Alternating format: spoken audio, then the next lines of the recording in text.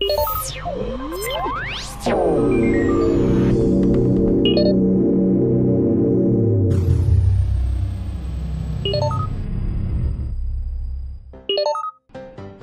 are we doing there, soldiers, and welcome back to Project Bluestar from 2000 to 2012. I'm back in the wonderful ice cream truck, indeed, the ambulance, and what a cracker of a day for the 14th of February 2008.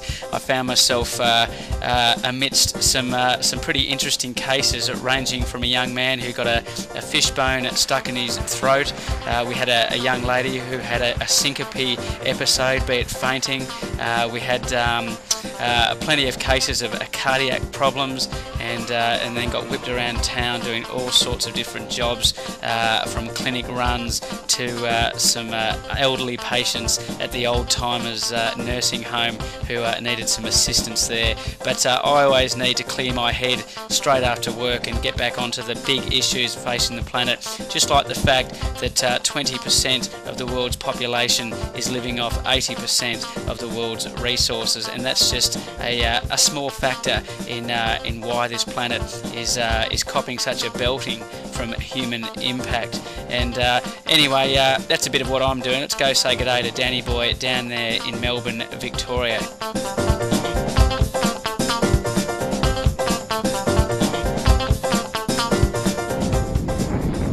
Hello superstars. On Fed TV today we have the beautiful Port Phillip Bay. Isn't she just beautiful? Check out millicom.com. What have you got there today? You've got a wonderful video entry of a superstar giving you a graphical account of climate change, and there's also some news there about the potential of heat waves and the destruction of lives out there in London. Not very clever. You're doing great, good work, keep up the smiles, and we'll speak to you shortly. Tommy, I hope you're having a ripper. Great work there, Danny. One thing's for sure, I never thought I'd be playing netball at the end of this day. This is the ambulance netball team at its very best. We're at the inaugural netball championships here in Alice Springs, and none other than the St John netball team. I figure after a day in the ice cream trucks and going to the gym, it might be nice to unwind here and see some of the highest quality on the planet, highest quality sports, physiques, and it's just all class. So anyway, I'm going to have a bit of a run for 10 minutes and get back, and let's see what's going on with news from around the world. Hey superstars, Tommy, this is just a transmission for you, just to see the headphone mics, as you can see. Thanks very much. And we've got them mic'd up, and Dad and I've just walked 50 metres down the road, and you can still hear it. Magnificent. See you shortly. It's past half time, and I think we're a few goals behind. It's just nothing like all this training. There's 2 years of training that we've been putting in to master this game of netball, and I've been playing in the centre. I've got no fucking idea whatsoever how to play this game, but seem to be playing the role quite well and making up everything as it goes. Anyway, we'll see you guys in a few moments. Yesterday was a wonderful day in Australia, and indeed the world. As many of you maybe heard, the Australian government made a formal apology to our local Indigenous mob. Indigenous means of the earth. We all ultimately are Indigenous to the earth, but the way we tread on this planet and respect our brothers and sisters is essential if we are to have any hope of raising the consciousness of humanity and surviving into the future.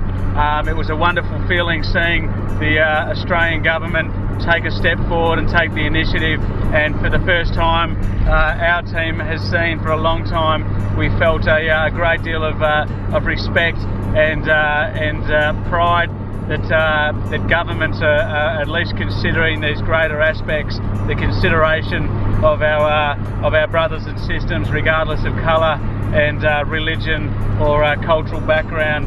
It is essential that we start appreciating where we all come from, and particularly our tribal elders and our ancient cultures who have survived on this planet for countless generations for one good reason, and that is because they are deeply in tune and connected with the living earth.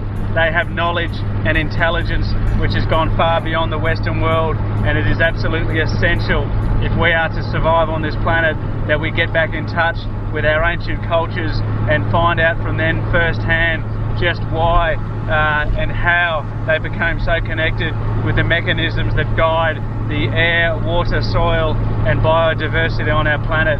It is absolutely essential, so we look forward to more revelations from that area.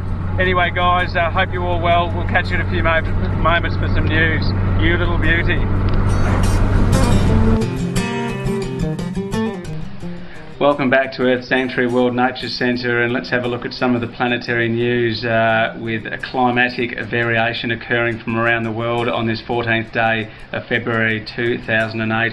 The first of which occurred over there in Mexico, receiving a 6.4 earthquake on the Richter scale.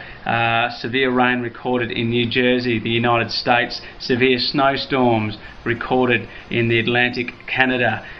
We've received 2 tornadoes occurring in central Florida. No lives were lost in that one, but some hefty damage.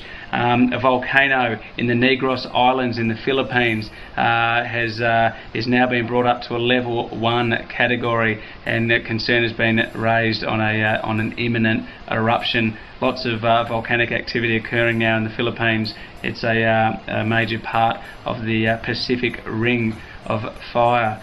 Further news, earthquake swarm in this case hit California, firstly receiving a 5.4 on the Richter scale, and then scaling down to a 5.3, receiving hundreds of tremors ranging between about 1.3 and 5 on the Richter scale, and it's very active there for California. Further news, in Wisconsin, again they're receiving record snowfalls, enormous amounts of snow falling there.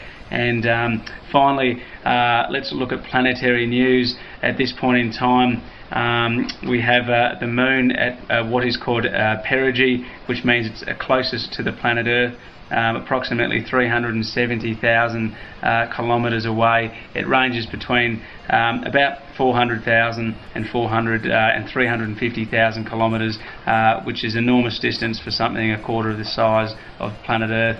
On the neighbouring planets scale, we can always expect to see the planet Mars as the sun goes down up in the sky, and she's very prominent, still lurking around the areas of between Orion constellation, Gemini and Aries, and later on in the morning at around about 4 o'clock in the morning we can expect to see the beautiful Venus rising in the eastern sky. She's at the furthest western elongation from the sun, and is absolutely beautiful there in the morning, radiating its love on this beautiful Valentine's Day on the planet Earth. After that, we've also got the wonderful Jupiter rising, and it's now visible in the morning sky. And it's a great sight if you do get the chance and have the clear skies to have a look at both Jupiter and Venus in the sky. So between Mars, Venus, Jupiter, it's a wonderful bit of energy now hitting the planet Earth, and